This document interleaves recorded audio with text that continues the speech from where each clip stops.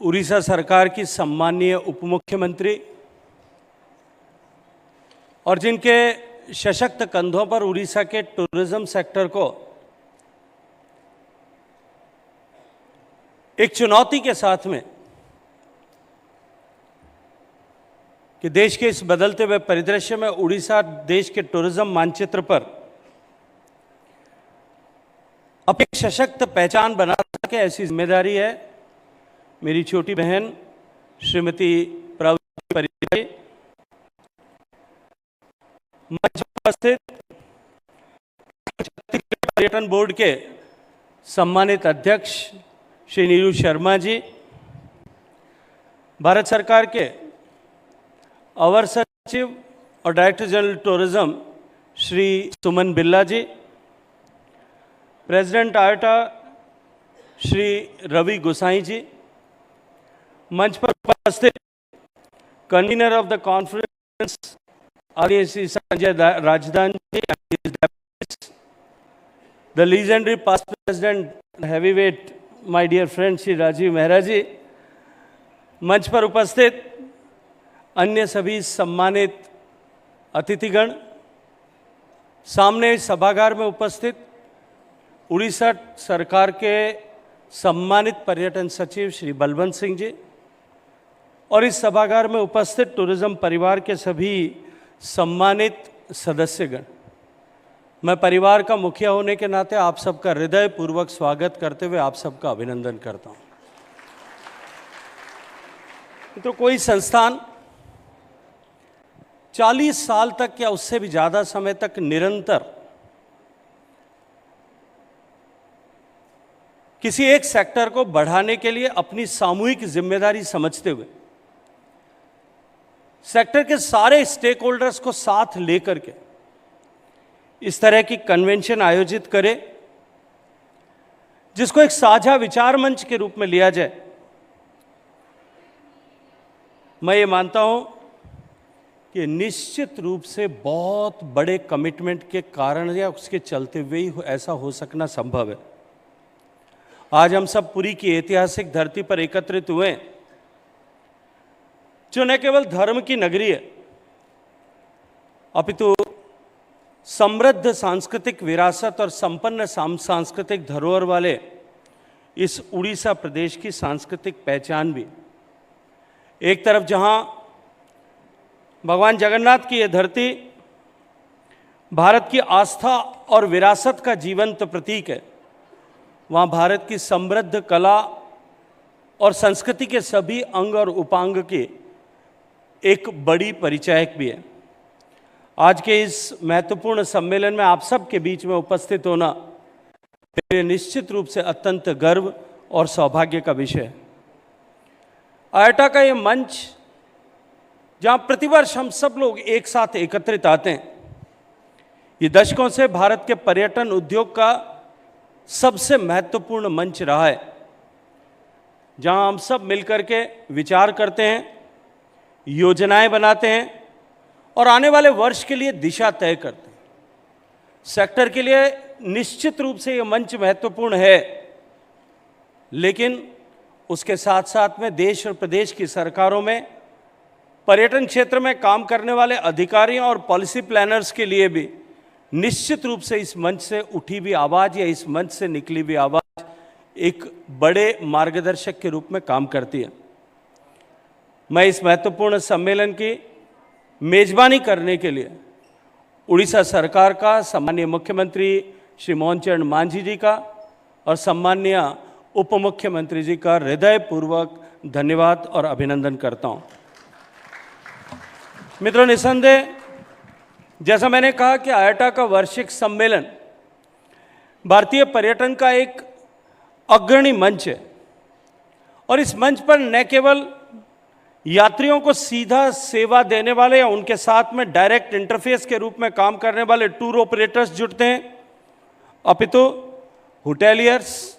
Transporters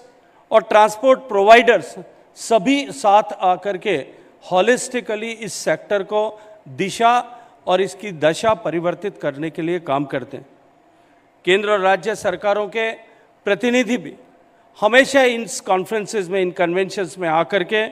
राजनीतिक और प्रशासनिक क्षेत्र के अधिकारी भी इस कन्वेंशन में आकर के इस मंच पर साझा होने वाले विचारों से ज्ञान प्राप्त करके, दिशा प्राप्त करके आगे इस सेक्टर को विकसित करने की दिशा में स्टेक होल्डर्स के साथ मिलकर के काम कर पाते हैं।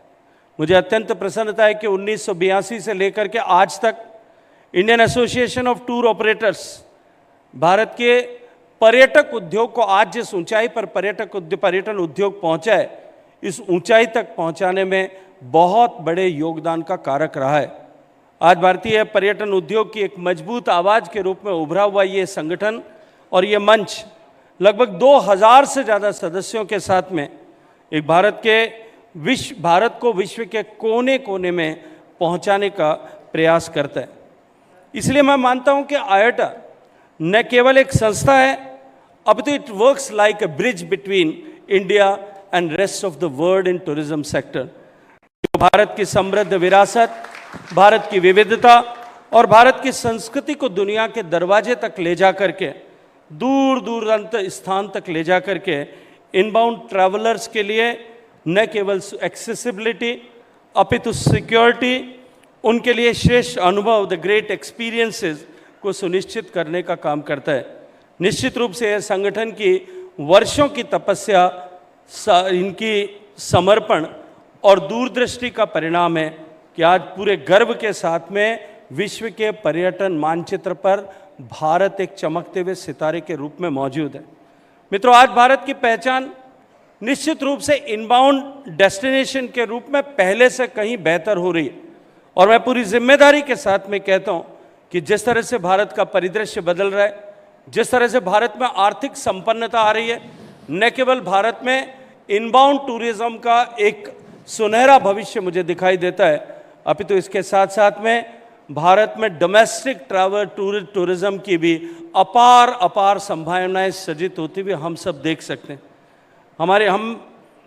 अपनी सांस्कृतिक विरासत को, अपनी सांस्कृतिक विविधता को और इसके साथ साथ में भारत की भौगोलिक विविधता और प्राकृतिक सौंदर्य को, भारत के एक सुदीर्घ इतिहास और इतिहास की परंपराओं को विश्व स्तरीय आतिथ्य के हमारी क्षमता और कैपेबिलिटीज़ के माध्यम से लोगों तक ले जाने के लिए माननीय प्रधानमंत्री जी के नेतृत्व में निरंतर प्रयासरत। भारत की ये विविधता और विविधता की ताकत, जैसा सम्मानीय प्रधानमंत्री जी हमेशा कहते हैं कि हमें विश्व में एक अलग पहचान तो प्रदान करती है, लेकिन साथ साथ में हम भारतीयों के डीएनए में बसा हुआ जो सेंस ऑफ हॉस्पिटैलिटी है, वो हमको दूसरों से कहीं अलग और दूसरों से कहीं सशक्तता प्रदान करता है। मित्रों, पर्यटन मंत्रालय और राज्य सरकारें भी मिलकर के आज पर्यटन के दृष्टिकोण से भारत विश्व में अपनी एक और अधिक नई पहचान और सशक्त पहचान बना सके, इसके लिए निरंतर प्रयासरत है। आप सब ने देखा होगा,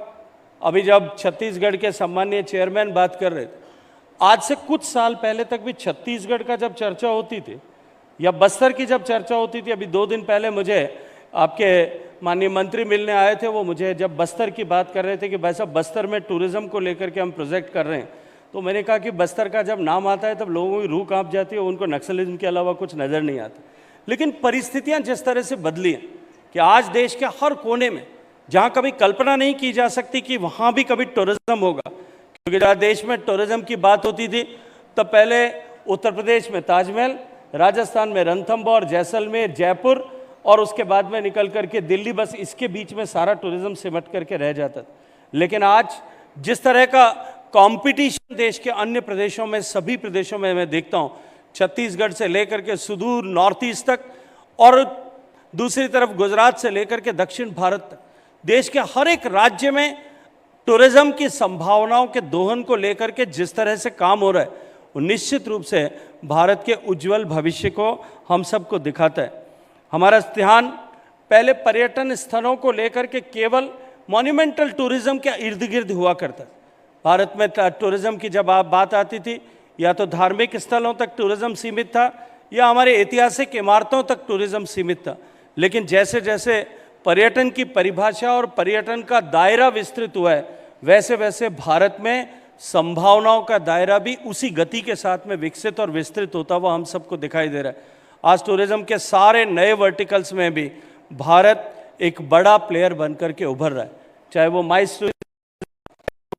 टूरिज्म हो, चाहे वो एडवेंचर स्पोर्ट्स से जुड़ा हुआ पर्यटन हो, या अन्य कोई भी क्षेत्र। जिन क्षेत्रों की हम कल्पना कर सकते हैं उन सब के क्षेत्रों में भारत एक बड़े प्लेयर के रूप में या तो अपने आप को स्थापित कर रहा है, कर चुका है, या उस दिशा में बहुत तेजी के साथ में आगे बढ़ रहा है। माननीय प्रधानमंत्री जी के नेतृत्व में भारत सरकार भी विभिन्न योजनाओं के माध्यम से राज्यों के इस दिशा में किए जा रहे प्रयासों के साथ जुड़ करके उनका सहयोग और उन्हें एक सटीक दिशा और रणनीति बनाने में मदद करने के लिए काम कर रहा है। विभिन्न योजनाओं के माध्यम से पिछले वर्षों में भारत सरकार ने जिस तरह के प्रयास माननीय प्रधानमंत्री जी के नेतृत्व में किए, उसके परिणाम आज हम सबको दिखाई देने लगे। एक तरफ इंफ्रास्ट्रक्चर में जिस तरह से गति के साथ में काम हुआ, जिस तरह से रोड नेटवर्क बना, जिस तरह से रेलवे नेटवर्क स्ट्रेंथन हुआ,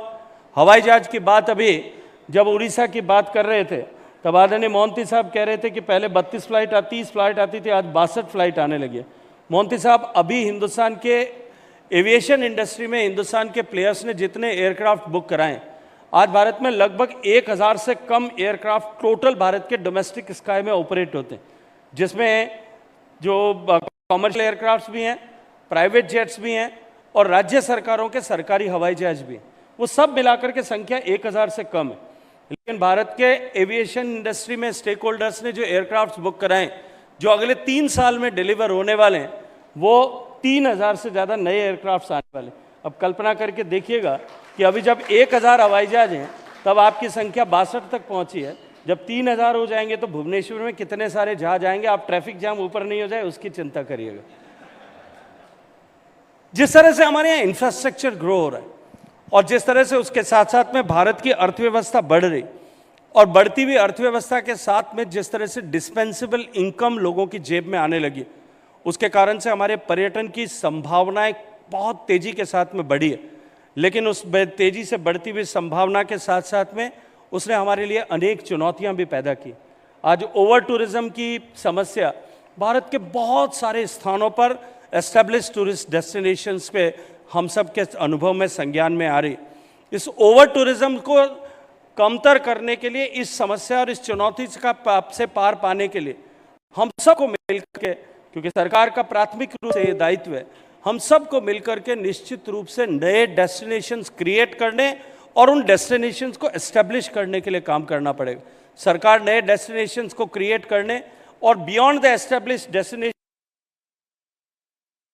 लिए लगभग सब राज्य सरकारें कहीं ना कहीं कुछ किसी न किसी दिशा में काम कर रही हैं। लेकिन उन सारे नए डेस्टिनेशंस को एस्टेब्लिश करने के लिए आप सब इस सेक्टर से जुड़े हुए सभी परिवार के सदस्यों के सहयोग की और आप सबके साथ की महती आवश्यकता है। मित्रों, माननीय प्रधानमंत्री जी के नेतृत्व में हमने इस टूरिज्म सेक्टर को स्ट्रेंथन करने के लिए एक तो भारत के टूरिज्म, जैसा मैंने कहा कि भारत में इंफ्रास्ट्रक्चर की ग्रोथ के लिए काम किया, लेकिन उसके साथ साथ में आने वाले टूरिस्ट का एक्सपीरियंस जो है वो बेहतर हो सके, इसके लिए विभिन्न योजनाओं के माध्यम से जो है उन डेस्टिनेशंस पर एक्सपीरियंस को अपलिफ्ट करने के लिए टूरिस्ट एमिनिटीज़ और फैसिलिटीज़ को एनहेंस करने के लिए एक बड़ा निवेश करके काम किया। लेकिन आज भी जब मैं देखता हूँ और जब मैं टूरिज्म सेक्टर के देश और विदेश के लोगों से बात करता हूँ, स्टेक होल्डर्स से चर्चा करता हूँ, तो कई चुनौतियाँ मुझे दिखाई देती। बेशक हमने डेस्टिनेशंस पर, मॉन्यूमेंट्स पर, एएसआई के हमारे मॉन्यूमेंट्स पर कुछ काम किया होगा,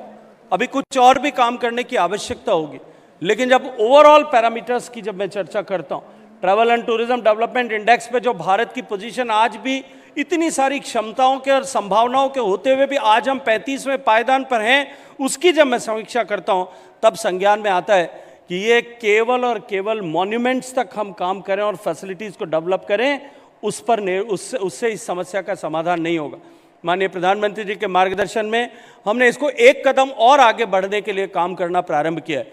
हमने राज्यों के साथ में वार्ता कर, राज्यों के मुख्यमंत्रियों और सरकारों के साथ में वार्ता करके, टूरिस्ट जब आपके कनेक्टिविटी जिस एयरपोर्ट से उस एयरपोर्ट पर आकर के उतरता है, वहाँ से लेकर के या जैसे जो first interface of railway station है वहाँ तक पहुँचता है, वहाँ से लेकर के उसके होटल जाने, होटल में जाने के समय टैक्सी में जाने, वहाँ से लेकर के वापस जिस जिस जगह पर उसको टूरिस्ट को जाना है वहाँ जाने, वहाँ का अनुभव और वापस लौट करके आने तक का हॉलिस्टिक एक्सपीरियंस उसका अपलिफ्ट कैसे हो सकता है। ऐसे एस्टेब्लिश डेस्टिनेशंस पर हम किस तरह से ओवरऑल जो है हाइजीन पर काम कर सकते हैं, टूरिस्ट सेफ्टी पर काम कर सकते हैं, टूरिस्ट को ओवरऑल एक्सपीरियंस ठीक मिले, इसको लेकर वहाँ उसके संपर्क में आने वाले हर व्यक्ति किस तरह से करके उसका कैपेसिटी बिल्डिंग करके हम कैसे टूरिस्ट के एक्सपीरियंस को अपलिफ्ट कर सकते हैं, इस दिशा में हमने सोचना और काम करना प्रारंभ किया है।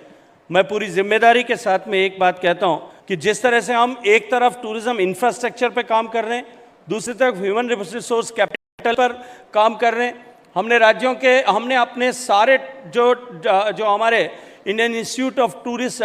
जो होटल मैनेजमेंट इंस्टीट्यूट्स थे उन सारे IHMs के साथ को लेकर के और देश की सारी होटल चेन्स के साथ में एक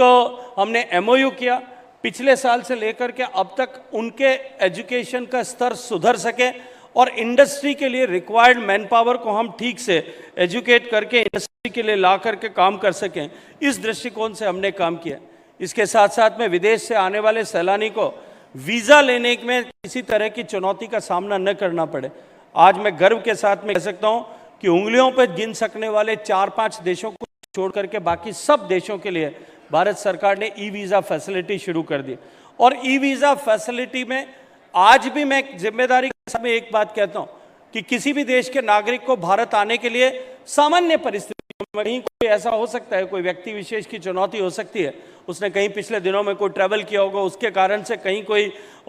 उसके सामने संकट खड़ा हो सकता है। अन्यथा सामान्य टूरिस्ट के लिए किसी भी कैटेगरी में अगर वो टूरिस्ट किसी भी कैटेगरी में एज टूरिस्ट अगर वो अपने आप को वीज़ा लेने के लिए अप्लाई करता है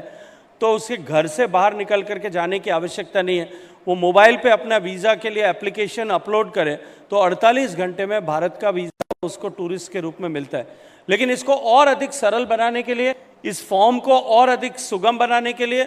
उसको वीज़ा अप्लाई करने के एक्सपीरियंस को और सरल कराने के लिए, वो बनाने के लिए, उसको मल्टीलिंगुअल उस फॉर्म को बनाने के लिए भी हम सब लोगों ने काम करना प्रारंभ किया है। निश्चित रूप से वीज़ा को इस तरह से फैसिलिटेट करने और लगातार बायलैटरल जो है डिस्कशंस के आधार पर देश में वीज़ा ऑन अराइवल की फैसिलिटी तक पहुंचने, उस दिशा में हम लोग आगे बढ़ रहे हैं। और मैं मानता हूं कि आने वाले समय में भारत वीज़ा प्राप्त करने के दृष्टिकोण से जिस तरह से भारत के पासपोर्ट की ताकत आप सब ने देखा पिछले दिनों में बढ़ी, आज 60 से ज़्यादा देशों में भारत के पासपोर्ट में होल्डर को वीज़ा लेने की आवश्यकता नहीं है, सीधे उसको एयरपोर्ट पर वीज़ा मिलता है। ठीक उसी तरह से भारत की इस बढ़ती हुई समृद्धि और सशक्तता के साथ हम दूसरे देशों के साथ में चर्चा करके किस तरह से भारत में आने वाले पर्यटक को भी रेसिप्रोकल फैसिलिटी दिला सकें, इस दृष्टिकोण से हम काम करें। भारत सरकार ने माननीय प्रधानमंत्री जी के नेतृत्व में उड़ान योजना के माध्यम से देश के ऐसे अंडर सर्व्ड एयरपोर्ट जो टूरिज्म के लिए इम्पोर्टेंट हो सकते हैं, ऐसे एयरपोर्ट्स को भी रीइंफोर्स करने की दिशा में काम किया है और उसके कारण निश्चित रूप से ट्रैवल सेक्टर को, टूरिज्म सेक्टर को बहुत बड़ी जो है वो सफलता मिली है। मित्रों, जब हम एक तरफ प्रणालियों को, संगठन को मजबूत कर रहे हैं और दूसरी तरफ इंफ्रास्ट्रक्चर की मजबूती पर काम कर रहे हैं और निश्चित रूप से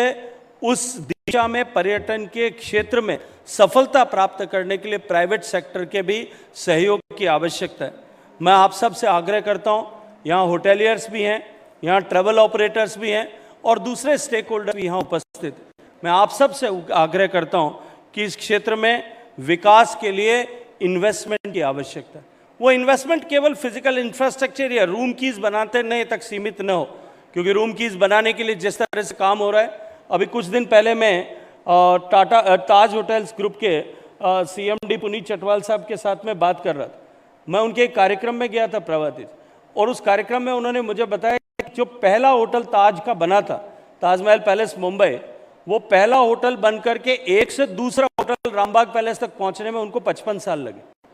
और दूसरे होटल से 100वें होटल तक पहुंचने में आगे फिर 55 साल लगे। और आज परिस्थिति यह है कि वो हर साल 50 होटल लगभग जो है नए ताज असाइन कर रहा है, ताज होटल से एंटर कर रहा है। ये भारत में इस दिशा में जो निवेश हो रहा है, और ये केवल ताज की स्टोरी नहीं है, देश में जिस गति के साथ में काम हो रहा है और उसके लिए जिस तरह की फैसिलिटी की आवश्यकता थी, उस माननीय प्रधानमंत्री जी के आशीर्वाद से आज भारत में जो 50 आइकॉनिक डेस्टिनेशंस हम डेवलप करने के लिए एनलिस्ट करने वाले हैं, उनमें और उनके साथ साथ में ऐसे हर शहर में जिसकी आबादी 10 लाख से कम है, वहाँ अगर कोई भी होटल बनाता है तो होटल बनाने वाले व्यक्ति को जो इंडस्ट्री की वर्षों की डिमांड थी, मुझे प्रसन्नता होती है कहते हुए कि उसको इंफ्रास्ट्रक्चर स्टेटस मिलेगा। अभी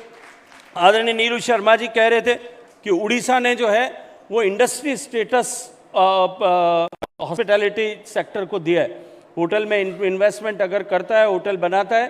तो उसको इंडस्ट्री स्टेटस मिलता है। लेकिन ये केवल उड़ीसा तक सीमित नहीं है, केवल छत्तीसगढ़ तक सीमित नहीं है। आज देश के 28 प्रांतों ने सभी ने इंडस्ट्री स्टेटस जो है वो टूरिज्म सेक्टर को दिया है। टूरिज्म सेक्टर के पोटेंशियल को आज सारे राज्य समझ रहे हैं और इसके साथ साथ में सभी इस दिशा में इस पोटेंशियल को हार्नेस करने के लिए काम कर रहे हैं। दूसरा, प्राइवेट सेक्टर निवेश करने के साथ साथ में प्राइवेट सेक्टर को भी अपने कर्मचारियों और उनकी क्षमताओं में निवेश करने की आवश्यकता है। अगर भारत के टूरिज्म की यूएसपी को देखा जाए तो हमारा क्वालिटी ऑफ होटल और जैसा मैंने कहा कि जो सेंस ऑफ हॉस्पिटैलिटी हमारे डीएनए में है, उसको और अधिक ग्रो करना पड़े। वो आज भारत की टूरिज्म की सबसे बड़ी ताकत है, सबसे बड़ी थाती है। यदि हम उसको ठीक से ग्रो कर पाएंगे, आप दुनिया के दूसरे देशों में आप सब लोगों का जाने का सौभाग्यपूर्ण अवसर आप सबको मिलता होगा। जब वहाँ जाते होंगे, अमेरिका के बेस्ट ऑफ द होटल में चले जाए या यूरोप के बेस्ट ऑफ द होटल में चले जाए, जब कमरे में से बाहर निकलते होंगे अपना सामान खुद उठा करके निकल रहे होते होंगे। लेकिन भारत के होटल में जिस तरह से हम अपने मानव श्रम से, हम अपने लोग, अपनी ह्यूमन रिसोर्स कैपिटल से जिस तरह से लोगों को अतिथि सत्कार करते हैं, वो हमारी सबसे बड़ी ताकत है, वो हमारी सबसे बड़ी थाती है। इसको और अधिक प्रोफेशनलाइज करने और इसको और अधिक एम्पावर करने की आवश्यकता है। और इसके साथ साथ में हमको केवल निवेश होटल बनाने में नहीं करना है, हमको निवेश ओवरऑल सेक्टर के डेवलपमेंट में हम सब लोग मिलकर के निवेश करेंगे तो निश्चित रूप से आने वाले समय में टूरिज्म का पोटेंशियल जो है वो जिस तरह का दिखाई दे रहा है, हम बहुत अधिक आगे बढ़ने वाले। आज भारत की अर्थव्यवस्था में टूरिज्म सेक्टर का कंट्रीब्यूशन लगभग 5 से 6% के बीच में है। कुछ आंकड़े 5.3% बताते हैं, कुछ 5.6% बताते हैं। लेकिन मैं उस आंकड़ों के मायाजाल में फंसे बिना इतना अवश्य कह सकता हूं कि जितना पोटेंशियल भारत में और जिस गति के साथ में भारत में travel and tourism sector grow कर रहा है, भारत की बढ़ती हुई इकोनॉमी के साथ में जिस गति के साथ में हम बढ़ रहे हैं, आने वाले समय में हम इस लक्ष्य के साथ में चलें। आज हम जब यहाँ इस कॉन्फ्रेंस में बात कर रहे हैं, तब हम इनबाउंड टूरिज्म को 2030 तक रिजुविनेट करने की संकल्पना के साथ में यहाँ में एकत्रित हुए हैं। लेकिन हम भारत सरकार में माननीय प्रधानमंत्री जी के नेतृत्व में राज्यों को साथ लेकर के कि हम टूरिज्म सेक्टर का कंट्रीब्यूशन भारत की इकोनॉमी में 10% हो, जो ग्लोबल एवरेज के बराबर हो, उसको अचीव करने के लिए काम कर। और मैं पूरी जिम्मेदारी के साथ में आप सबके सामने ये बात कह सकता हूँ कि 2047 से पहले जब भारत की इकोनॉमी जिस गति के साथ में बढ़ रही है और जो संभावनाएं व्यक्त की जाती है कि हमारी इकोनॉमी जो आज 4 ट्रिलियन की है, वो आने वाले समय में 30 ट्रिलियन की इकोनॉमी 2047 तक बनेगी। जब 30 ट्रिलियन की इकोनॉमी हो तब टूरिज्म की इकोनॉमी 3 ट्रिलियन की हो। इस संकल्प को लेकर के जो हम काम कर रहे हैं, उसमें निश्चित रूप से आप सबके सहयोग और आप सबकी सक्रिय भूमिका की आवश्यकता है। मैं एक बार फिर आप सबको बहुत सारी बधाई देते हुए ये कॉन्फ्रेंस सफल हो और इसमें जिन विषयों पर विचार विमर्श किया जाए, आपकी चर्चा से, आपके विचार विमर्श से, आप बातचीत से जो अमृत, जो नवनीत निकले, वो नवनीत हम सब के लिए उपयोगी हो। इस अपेक्षा भाव के साथ में आप सबका हृदयपूर्वक धन्यवाद करते हुए हम सब मिलकर के इस टूरिज्म सेक्टर को वाइब्रेंट सेक्टर बनाने के लिए, और ज़्यादा वाइब्रेंट बनाने के लिए, क्योंकि ये केवल इकोनॉमिक दृष्टिकोण महत्वपूर्ण है। और मैं तो ये कहता हूँ कि जो आजकल टैरिफ वॉर चल रहा है, उस टैरिफ वॉर का अगर जवाब कहीं है तो टूरिज्म सेक्टर में। अगर हम पूरी ताकत के साथ में सब लोग जुटेंगे तो न केवल ये हम इकोनॉमी में कंट्रीब्यूट करेंगे, अपितु एम्प्लॉयमेंट के, कृषि के बाद में सबसे बड़े जनरेट करने वाले जनरेटिंग सेक्टर के रूप में अपनी पहचान और अपना प्रभाव बना पाएंगे। आप सबको बहुत सारी शुभकामनाएं। भारत माता की। बहुत बहुत धन्यवाद माननीय मंत्री जी, आपकी शुभकामनाओं के लिए, आपके मार्गदर्शन के लिए। माननीय मंत्री जी, आपसे निवेदन है आयोग